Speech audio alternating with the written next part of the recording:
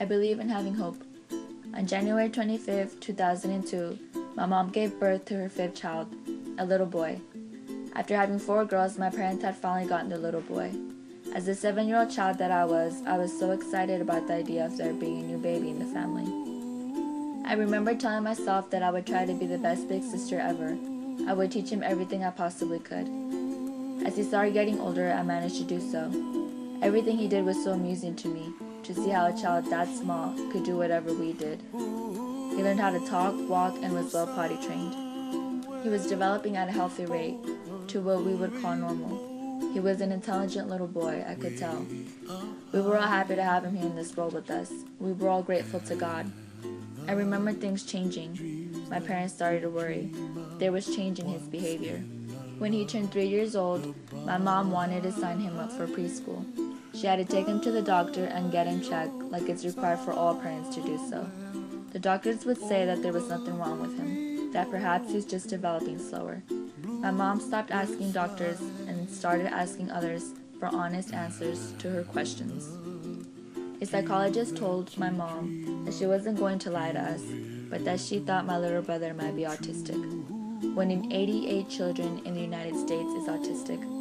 My little brother was the one. When he was 3 years of age, he was diagnosed with autism. Autism is a mental condition present from early childhood, characterized by great difficulty in communicating and forming relationships with other people, and in using language and abstract concepts.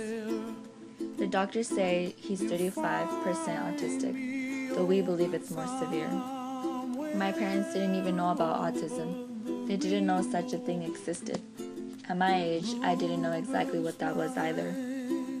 I didn't understand how a child who was developing at a perfectly fine rate had all of a sudden seemed to lose his memory. It seemed like his memory had been completely erased. My mom decided to go to different doctors to ask questions and receive truthful answers. When the doctors told my mom that it was true he was autistic, she didn't want to accept reality. She said she can't explain in words what she felt when they told her that. She burst into tears. She was terrified. No mother wants to hear that there is something wrong with her child. Over the years, it has been so hard to see my mom struggle every day with him. I know she stresses, I know she worries, because I do too. I know my mom worries about what would happen with my little brother, if anything were to ever happen to her. I hope she knows that my sisters and I will always be there to help her with anything she needs. There are different stages of autism.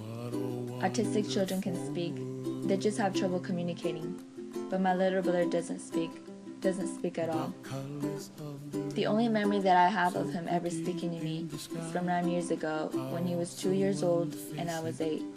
I would ask him what his name was and then he would tell me. And now he can't even do that anymore. We don't really go out as a family. Everyone stares all the time. I know some people judge his behavior, or at least I feel like they do. With all the stares, who wouldn't feel judged?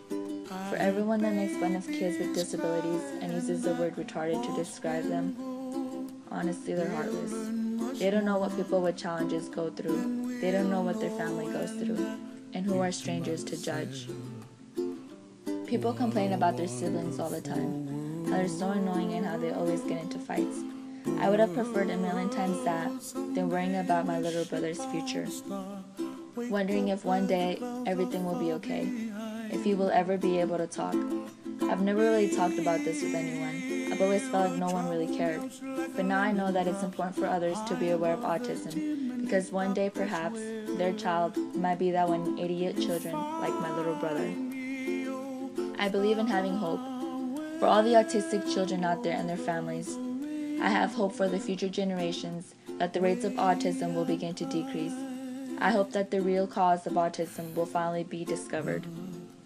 Most of all, I believe in hope for my little brother, that one day I'll get the chance to have a real conversation with him, that I will be able to go to public events, be able to simply interact with him, tell him how much I love him, and have him know it. This I believe.